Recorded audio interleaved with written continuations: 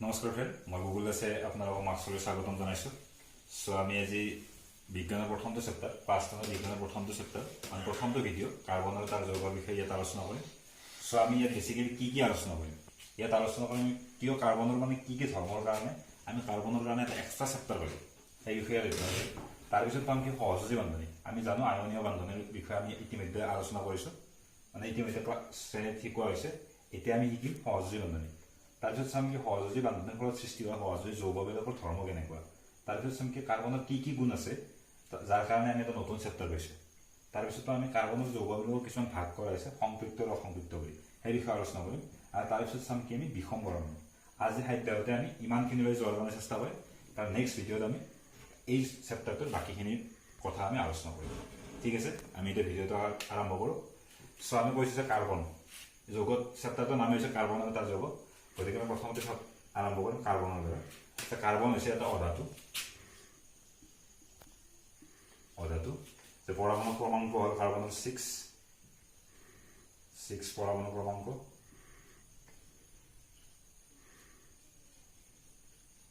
ঠিক আছে, আৰু গতিকে ইলেক্ট্ৰনৰ বিন্যাস হ'ব 2 4 ইলেক্ট্ৰনৰ বিন্যাস।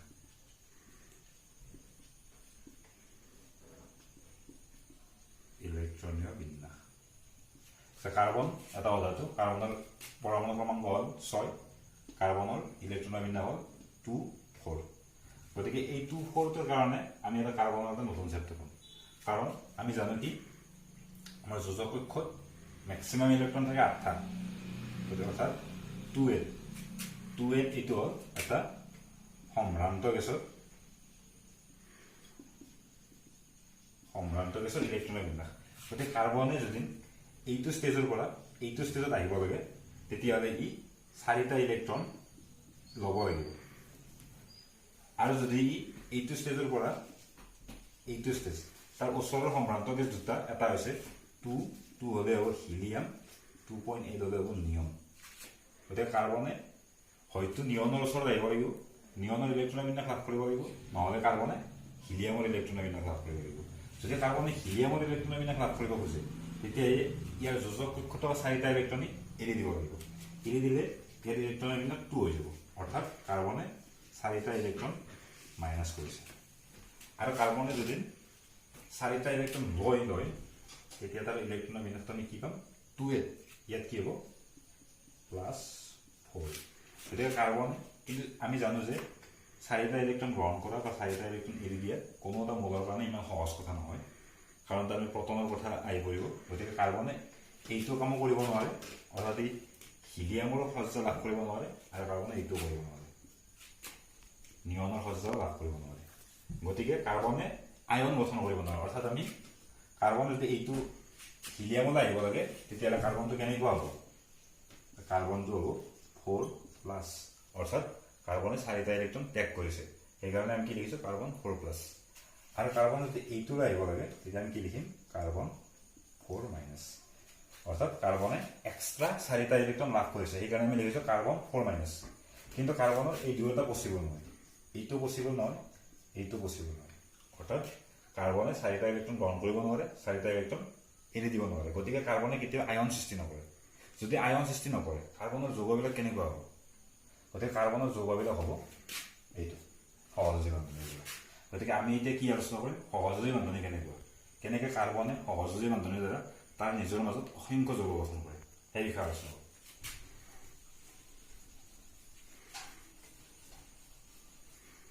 চ' সহযোজী বান্ধনীৰ আটাইতকৈ সাধাৰণ এক্সাম্পলটো হ'ল আমাৰ hydrogen molecule, hydrogen gas. Hydrogen গেছটো কেনেকৈ গঠন কৰে, দুটা হাইড্ৰজেন এটমে কেনেকৈ সিহঁতৰ মাজত বান্ধনী গঠন কৰে, সেই বিষয়ে আলোচনা কৰিম। আমি জানো হাইড্ৰজেন তাৰ পৰমাণু ক্ৰমাংক 1, গতিকে তাৰ ইলেক্ট্ৰনৰ বিন্যাস 1। গতিকে হাইড্ৰজেনে যদি ইয়াৰ ওচৰৰ সম্ভ্ৰান্ত গেছৰ সুস্থিৰ সজ্জা লাভ কৰিব লাগে, তেতিয়া তাক কি কৰিব লাগিব, আৰু এটা ইলেক্ট্ৰন যোগ কৰিব লাগিব। আৰু এটা ইলেক্ট্ৰন যদি যোগ কৰে, ই কি ষ্টেজ পাব, হিলিয়ামৰ। অৰ্থাৎ হাইড্ৰজেনে এটা ইলেক্ট্ৰন থাকে, আৰু তাত যদি আমি এটা ইলেক্ট্ৰন এক্সট্ৰাকৈ প্লাছ কৰিব পাৰোঁ, তেতিয়াহ'লে সি ইয়াৰ ওচৰৰ ইলেক্ট্ৰনীয় বিন্যাস হ'ল হিলিয়াম, হিলিয়ামত সুস্থিৰ সজ্জা লাভ কৰিব। কাৰণ আমি জানো হিলিয়াম এটা সম্ভ্ৰান্ত গেছ গতিকে হাইড্ৰজেনে যদি কেনেবাকৈ হিলিয়ামৰ সজ্জা লাভ কৰিব পাৰে তেতিয়াহ'লে হাইড্ৰজেনে পুষ্টি লৈ থাকিব কিন্তু আমি আগতে পালোঁ সহযোগী বান্ধোনৰ কথা গতিকে হাইড্ৰজেন মলিকুলটো এই সহযোগী বান্ধোনৰ দ্বাৰাই গঠন কৰিব চ' আমি চাম সহযোগী বান্ধোনত কেনেকুৱা হ'ব হাইড্ৰজেন আমি জানো লিউইছ ফুট চিহ্নৰ দ্বাৰা এনেকৈ হাইড্ৰজেনটো প্ৰকাশ কৰিব পাৰি অৰ্থাৎ এই হাইড্ৰজেনটো বুজায় তাৰ নিউক্লিয়াছটো আৰু তাৰ বাহিৰত থকা ফুটটো বুজাব তাৰ যোজক কক্ষত থকা ইলেক্ট্ৰন হাইড্ৰজেনৰ যোজক কক্ষত এটা ইলেক্ট্ৰন আছে গতিকে হাইড্ৰজেন ডট অৰ্থাৎ হাইড্ৰজেনৰ কাষত এটা ইলেক্ট্ৰন আছে আৰু আমি যিহেতু হাইড্ৰজেন 2ৰ কথা আলোচনা কৰি আছোঁ গতিকে আমাৰ ওচৰত আন এটা হাইড্ৰজেন আছে সেই হাইড্ৰজেনটোৰো এটা ইলেক্ট্ৰন থাকিব যোজক কক্ষত আৰু এইচটোৱে কি বুজাব হাইড্ৰজেন নিউক্লিয়াছটো এতিয়া যদি এটা মলিকুলে এটা এটমে বা এটা মৌলই সুস্থিৰ সজ্জা লাভ কৰিব লাগে আমি জানো কি সম্ভ্ৰান্ত গেছৰ সুস্থিৰ সজ্জা লাগে গতিকে এই হাইড্ৰজেনটো কি কৰিব এই ওচৰৰ হাইড্ৰজেনটোৰ পৰা এটা ইলেক্ট্ৰন শ্বেয়াৰ কৰিব অৰ্থাৎ এই হাইড্ৰজেনটোৰ লগত দুটা ইলেক্ট্ৰন ভাগ বতৰা কৰিব সিহঁতৰ নিজৰ মাজত চ' ভাগ বতৰা কৰাৰ কাৰণে কি লাভ হ'ল এইটোৰ লাভ হ'ল কি ই নিজৰ দুটা ইলেক্ট্ৰন পালে দুটা ইলেক্ট্ৰন পোৱাৰ লগে লগে ই হিলিয়ামৰ সুস্থিৰ সজ্জা লাভ কৰিব ঠিক তেনেকৈ এই হাইড্ৰজেনটো কি কৰিব তাৰ নিজৰটো আৰু ওচৰৰ হাইড্ৰজেনটোৰ পৰা এটা ইলেক্ট্ৰন আনি ধুনীয়াকৈ পুষ্টি সজ্জা লাভ কৰিব অৰ্থাৎ কি হ'ব হাইড্ৰজেন দুটা হাইড্ৰজেনৰ মাজত দুটা ইলেক্ট্ৰন এই দুটা ইলেক্ট্ৰন এইটোও শ্বেয়াৰ কৰি আছে এইটোও শ্বেয়াৰ কৰি আছে 50-50 শ্বেয়াৰ 50-50 ভাগ বতৰা কৰি আছে এই দুটাৰ পৰা আমি কি পাম হাইড্ৰজেন বান্ধনী এইডাল বান্ধনী কি হ'ব সহযোগী বান্ধনী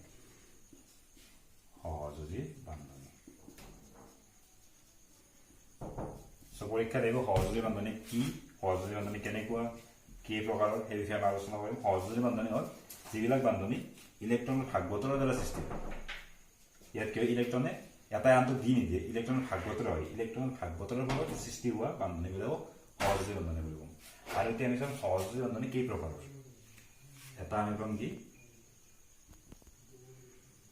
একক সহযোগী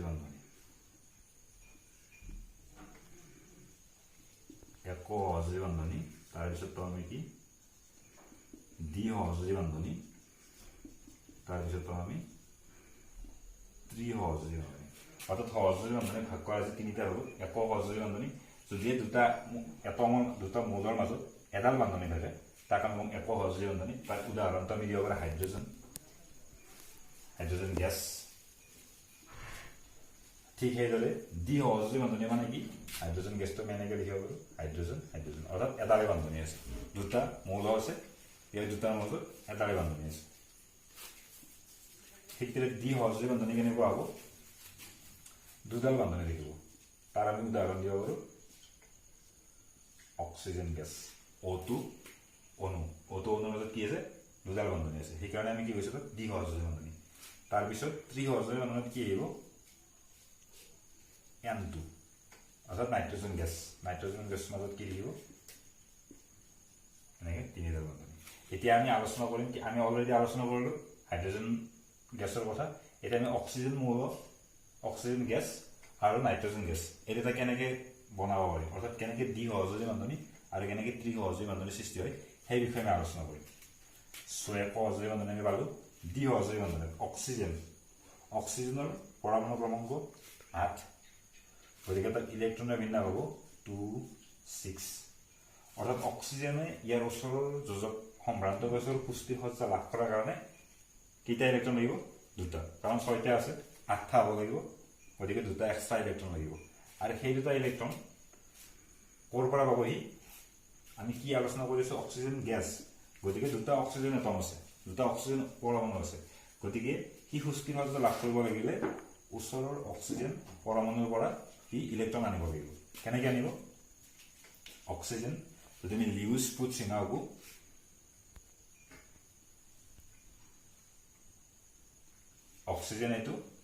অক্সিজেনটো বুজাইছে অক্সিজেন নিউক্লিয়াছ কাষত থকা ইলেক্ট্ৰনকেইটা বুজাইছে 6টা যোজক ইলেক্ট্ৰন ঠিক সেনেকৈ আমাৰ যিহেতু O2 আছে অৰ্থাৎ দুটা অক্সিজেন আছে গতিকে আন এটা অক্সিজেন আমি ইয়াত আঁকিম ইয়াতো ঠিক একেদৰে আমি লিউইছ ফুট চিহ্ন আঁকিম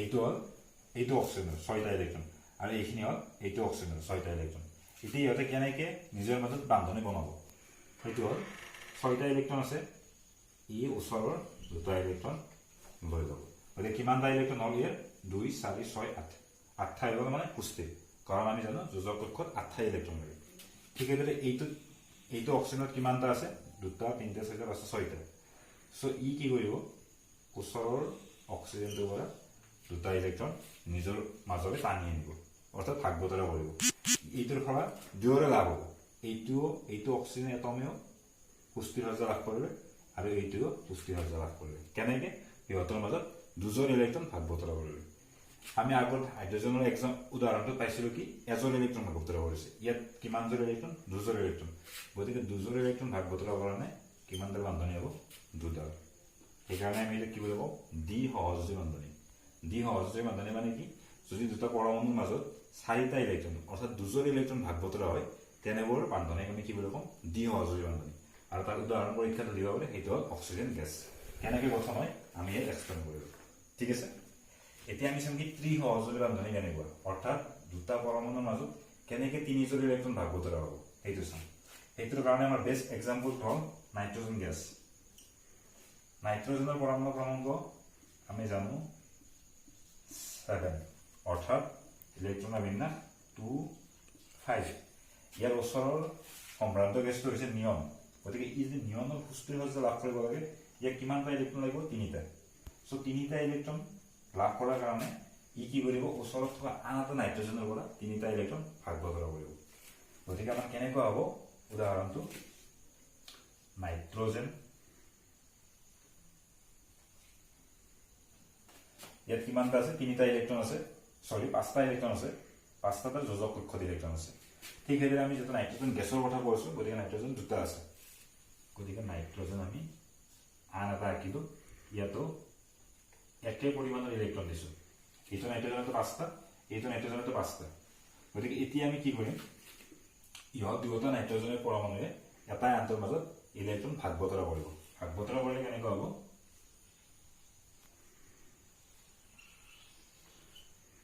এইটো নাইট্ৰজেনে পুষ্টিৰ সজ্জা লাভ কৰিলে ইয়াত আছে 5টা নিজৰ 5টা আৰু ওচৰৰ পৰা আনিছে 3টা ওচৰৰ নাইট্ৰজেনৰ পৰা গতিকে 8টাই লাগে আমাৰ যোজক কক্ষত গতিকে 8টা ইলেক্ট্ৰন লাভ কৰিলে গতিকে ই পুষ্টিৰ সজ্জা লাভ কৰিলে ঠিক সেইদৰে এইটো নাইট্ৰজেনত আছে 5টা ওচৰৰ পৰা সি 3টা ইলেক্ট্ৰন লৈ ল'ব নাইট্ৰজেনৰ পৰা লৈ ল'ব মানে কি নিজৰ মাজত ভাগ বতৰা কৰিব গতিকে এই নাইট্ৰজেন পৰমাণুটো কিমান হ'ল যোজক কক্ষত 8টা গতিকে ইহঁত দুয়োটাই পুষ্টিৰ সজ্জা লাভ কৰিলে এতিয়া আমি চাম কি দুয়োটাৰে মাজত কিমানজন ইলেক্ট্ৰন ভাগ বতৰা হ'ব 6টা ইলেক্ট্ৰন অৰ্থাৎ 3জন ইলেক্ট্ৰন গতিকে আমি এইটো লিখিব পাৰিম নাইট্ৰজেন মাজত কিমানডাল বান্ধনি আছে 3ডাল বান্ধনি এইটো হ'ল ত্ৰি সহযোজী বান্ধনিৰ এটা উদাহৰণ গতিকে পৰীক্ষাত যদি সোধে আমাক যে ত্ৰি সহযোজী বান্ধনি কি এইটো হ'ব কি যদি দুটা পৰমাণুৰ মাজত 3জন ইলেক্ট্ৰন ভাগ বতৰা হয় তেতিয়া সিহঁতক আমি ত্ৰি সহযোজী বান্ধনি বুলি কওঁ আৰু তাৰ যদি বেষ্ট এক্সাম্পলটো হ'ল নাইট্ৰজেন গেছ ঠিক আছে সো আমি কাৰ্বনৰ ধৰ্ম পঢ়িলোঁ সহযোজী বান্ধনি পঢ়িলোঁ এতিয়া আমি যিবিলাক সহযোজী যৌগ পাম তাৰ আগতে আমি আৰু এটা যৌগৰ বিষয়ে আলোচনা কৰিম যিহেতু আমি কাৰ্বনৰ কথা পঢ়িম এই চেপ্টাৰটোত গতিকে এটা যৌগ কাৰ্বনৰ সেইটো হৈছে CH4 অৰ্থাৎ মিথেন এই যৌগটো কেনেকৈ সৃষ্টি হৈছে অৰ্থাৎ এই যৌগটোত থকা বান্ধনিবিলাক কেনেকুৱা হ'ব সেইটোৰ কাৰণে আমি কেনেকৈ চাম কাৰ্বন আমি জানো কাৰ্বনৰ পৰমাণু ক্ৰমাংক 6 ইলেক্ট্ৰনৰ বিন্যাস 2 4 ঠিক আছে অৰ্থাৎ কাৰ্বনটো আমি এনেকৈ লিখিব পাৰোঁ যোজক কক্ষ থকা 4টা ইলেক্ট্ৰন 4টা ফুট চিহ্নৰ দ্বাৰা বুজোৱা হৈছে গতিকে কাৰ্বনে যদি পুষ্টিৰ সজ্জা লাভ কৰিব লাগে আৰু তাৰ 4টা ইলেক্ট্ৰন লাগিব তেতিয়া ই 8টা ইলেক্ট্ৰন হ'ব গতিকে ই কি কৰিব তাৰ ওচৰত থকা হাইড্ৰজেনৰ পৰা 4টা ইলেক্ট্ৰন লৈ ল'ব গতিকে 4টা হাইড্ৰজেন আছে গতিকে 4টা হাইড্ৰজেন আমি আনি দিম এইটো হাইড্ৰজেনৰ এইটো ইলেক্ট্ৰন এইটো হাইড্ৰজেন তাৰ এইটো ইলেক্ট্ৰন এইটো হাইড্ৰজেন তাৰ এইটো ইলেক্ট্ৰন এইটো হাইড্ৰজেন তাৰ এইটো ইলেক্ট্ৰন গতিকে এতিয়া আমি জানো হাইড্ৰজেনে পুষ্টিৰ সজ্জা লাভ কৰাৰ কাৰণে তাক লাগে 2টা আৰু কাৰ্বনে পুষ্টিৰ সজ্জা লাভ কৰাৰ কাৰণে তাক লাগে 8টা সো প্ৰথমতে আমি হাইড্ৰজেনৰ 2টা ফিল আপ কৰিলোঁ এইটো হাইড্ৰজেন পুষ্টিৰ তাৰ নিজৰ এটা ইলেক্ট্ৰন আৰু কাৰ্বনৰ পৰা এটা ইলেক্ট্ৰন ভাগ বতৰা কৰি এক সহযোজী বান্ধনি কৰিছে কাৰণ সিহঁতৰ মাজত 2টা ইলেক্ট্ৰন শ্বেয়াৰ হৈছে ঠিক আছে এই হাইড্ৰোজেনটোই এইটোৰ দ্বাৰা সুস্থিৰ হ'ল এই হাইড্ৰোজেনটো এনেকৈ সুস্থিৰ হ'ল এই হাইড্ৰোজেনটো এনেকৈ সুস্থিৰ হ'ল গতিকে চাৰিটা হাইড্ৰোজেন আছে চাৰিটা দুটা দুটা ইলেক্ট্ৰন লাভ কৰিলে গতিকে ইহঁত সুস্থিৰ এতিয়া বাকী থাকে কাৰ্বন চ' কাৰ্বনৰ আমি জানো নিজৰ মাজত চাৰিটা আছে চাৰি ওচৰৰ চাৰিটা হাইড্ৰোজেন আছে প্ৰত্যেকটাৰ পৰা এটা এটা ইলেক্ট্ৰন গতিকে কিমান পাব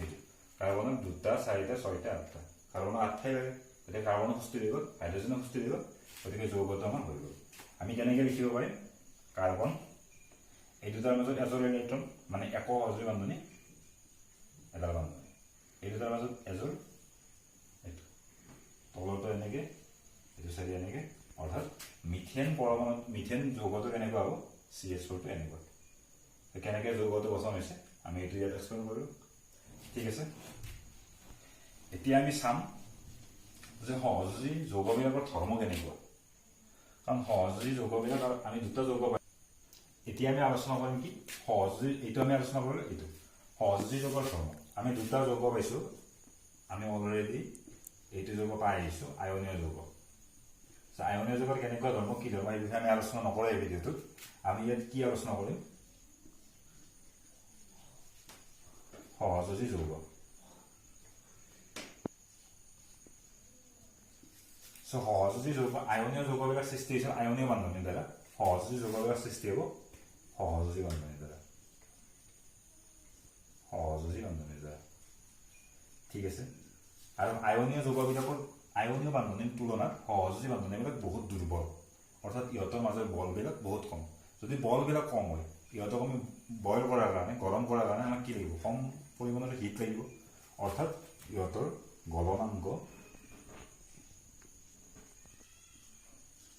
বা উতলাংক গলনাংকৰ উতলাংক বহুত কম হ'ব বহুত কম কাৰ তুলনাত আয়নীয় যৌগবিলাকৰ তুলনাত কাৰণ আয়নীয়বিলাক যৌগবিলাকৰ সৃষ্টি হৈছিল আয়নীয় বান্ধনীৰ দ্বাৰা সহযোগী বান্ধনীৰ সৃষ্টি হৈছে সহযোগী যৌগবিলাক সৃষ্টি হৈছে সহযোগী বান্ধনীৰ দ্বাৰা এই বান্ধনীবিলাক বহুত দুৰ্বল আৰু যদি বান্ধনীবিলাক দুৰ্বল হয় ইহঁতক ভাঙিবৰ কাৰণে ইহঁতক ছেপাৰেট কৰাৰ কাৰণে বহুত কম পৰিমাণে বল লাগিব সেইকাৰণে ইহঁতৰ গলনাংকৰ উতলাংক বহুত কম তাৰপিছত আমি কি পাম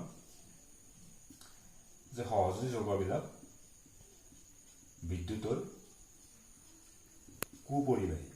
কুপৰিবাহী মানে সহযোগী যৌগবিলাকৰ মাজেৰে বিদ্যুৎ কেতিয়াও পাৰ হৈ নাযায় কিয় পাৰ হৈ নাযায় যে সহযোগী যৌগবিলাক আমি জানো কি সহযোগী বান্ধনীৰ দ্বাৰা সৃষ্টি হয় আৰু সহযোগী বান্ধনীত কোনো ধৰণৰ আয়নৰ সৃষ্টি নাছিল তাত কি হৈছিল দুটা পৰমাণু আছিল দুয়োটাই নিজৰ মাজত ইলেক্ট্ৰনবিলাক ভাগ বতৰা কৰিছিল গতিকে ভাগ বতৰা কৰাৰ ফলত কোনো ধৰণৰ আয়নৰ সৃষ্টি হোৱা নাই আৰু আমি জানো যদিহে আয়ন সৃষ্টি নহয় তাত কোনো ধৰণৰ বিদ্যুৎ পাৰ হৈ যাব নোৱাৰে গতিকে সহযোগী বান্ধনীবিলাক সহযোগী যৌগবিলাক বিদ্যুতৰ কুপৰিবাহী এইকেইটাই ধৰ্ম কিয় বিদ্যুতৰ পৰীক্ষা সুধিলে যে সহযোগী যৌগবিলাক কিয় বিদ্যুতৰ কুপৰিবাহী তেতিয়া তাৰ এনচাৰটো হ'ব যে সহযোগী যৌগবিলাকে গঠন কৰাৰ সময়ত কোনো ধৰণৰ আয়নৰ সৃষ্টি নকৰে গতিকে সহযোগী যৌগবিলাক বিদ্যুতৰ কুপৰিবাহী এইখিনিয়ে সহযোগী যৌগৰ ধৰ্ম তাৰপিছত আমি চাম নেক্সট টপিকটো যে কাৰ্বনৰ কিয় এটা বিশেষ চেপ্টাৰ আমাক ইয়াত লগা হয় কিয় ইমান প্ৰয়োজন হৈছে যে আমাক কাৰ্বনক বিশেষভাৱে অধ্যয়ন কৰাৰ কাৰণে যে কাৰ্বনৰ এক নম্বৰ কথা আমি আগতেও আলোচনা কৰিছোঁ যে তাৰ ইলেক্ট্ৰনৰ বিন্যাসৰ কাৰণে তাৰ ইলেক্ট্ৰনৰ বিন্যাস হ'ল 2,4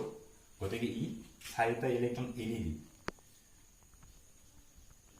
চাৰিটা ইলেক্ট্ৰন যদি এৰি দিয়ে সি C4+ এইটো আয়নো গঠন কৰিব নোৱাৰে বা চাৰিটা ইলেক্ট্ৰন যদি লৈ ল'লে C4- এইটো পৰ্যায়লৈ আহিব নোৱাৰে এইটো পৰ্যায়লৈ আহিব নোৱাৰে কিয় আহিব নোৱাৰে ইয়াত যদি আমি C4ৰ কথা আলোচনা কৰোঁ আমি জানো যে কাৰ্বনত 6টা প্ৰটন আছে 6টা ইলেক্ট্ৰন আছে গতিকে 6টা ইলেক্ট্ৰন থকাৰ লগে লগে তাত যেতিয়া আমি 4টা ইলেক্ট্ৰন মাইনাছ কৰি দিম তেতিয়া কিমানটা থাকিব 2টা ইলেক্ট্ৰন থাকিব গতিকে 2টা ইলেক্ট্ৰন থকাৰ কাৰণে যে ইয়াত থকা 6টা প্ৰটনে এই 2টা ইলেক্ট্ৰনৰ লগত সমানে বান্ধনী বনাব নোৱাৰিব গতিকে অৰ্থাৎ 6টা ইলেক্ট্ৰনে নিজৰ শক্তিশালী বলৰ কাৰণে ইলেক্ট্ৰনকেইটাৰ লগত সুস্থিৰভাৱে থাকিব নোৱাৰিব সেইকাৰণে এই পৰ্যায়টোলৈ ইলেক্ট্ৰন কাৰ্বন আহিব নোৱাৰে ঠিক আছে এইটোতো আহিব নোৱাৰে কাৰ্বন তাত প্ৰটন থাকিব 6টা কাৰণ প্ৰটনৰ সংখ্যা আমি পৰিৱৰ্তন কৰিব নোৱাৰোঁ